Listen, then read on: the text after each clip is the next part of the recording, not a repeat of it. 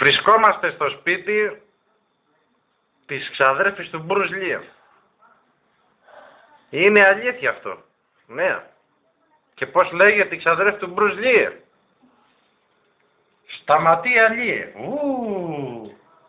Γεια. Γεια. Εσύ είσαι η ξαδέρφη του Μπρουζ Λι. Εσύ η ίδια. Σιγά, το πιστέψαμε τώρα. Έλα μου σου δώσω καμία τώρα και θα κοίτασω. Εσύ. Δεν νομίζω.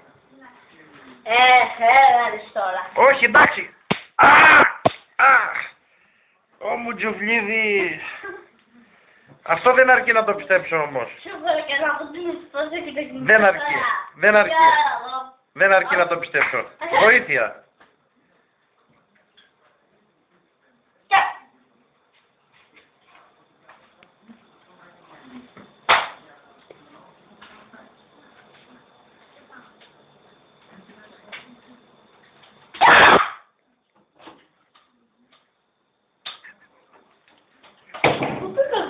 Τι φοβήθηκες Μπρουζ Λι?